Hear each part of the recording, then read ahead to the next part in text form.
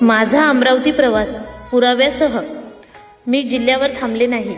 न्याय मिळत नसल्यामुळे मी थेट अमरावती गाठली. दिनांक 24/3/2023 रोजी मी विभागीय आयुक्त कार्यालयात अमरावती येथे माझी लेखी तक्रार सादर केली. तक्रारीचा कार्यालयाचा फोटो तुम्ही स्क्रीनवर पाहू शकता.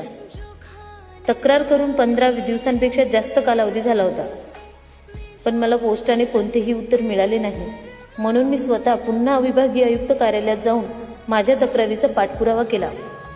दिनांक 13/4/2023 रोजी मला आयुक्त कार्यालयातून एक पत्र मिळाले, जे जिल्हा पोलीस अधीक्षक यवतमाळ यांना पाठविण्यात आले होते. तुम्ही हे पत्र स्क्रीनवर पाहू शकता. दिनांक 13/4/2023 रोजी पहिले पत्र मिळाल्यानंतरही मी तिथेच थांबले नाही. मी माझ्या तक्रारीचा पाठपुरावा सुरूच ठेवला.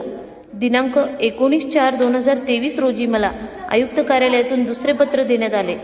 त्या पत्रात स्पष्ट नमूद होते, सदर प्रकरणी आपण व्यक्तिशः लक्ष घालून अर्जदाराचे अर्जाचे त्वरेने निपटारा होईल या दृष्टीने आवश्यक ती कार्यवाही करावी व केलेल्या कार्यवाहीबाबत या कार्यालयास अवगत करावे. माझ्या तक्रारीला आता शब्द नव्हते, आता त्यावर आदेश आले होते. तरीही मी तिथे थांबले नाही आणि त्याच दिवशी पुढची पायरी पोलीस महानिरीक्षक अमरावती परिक्षेत्र येथे जाऊन माझी तक्रार नोंदविली. तुम्ही तक्रारीचा व कार्यालयाचा फोटो स्क्रीनवर पाहू शकता.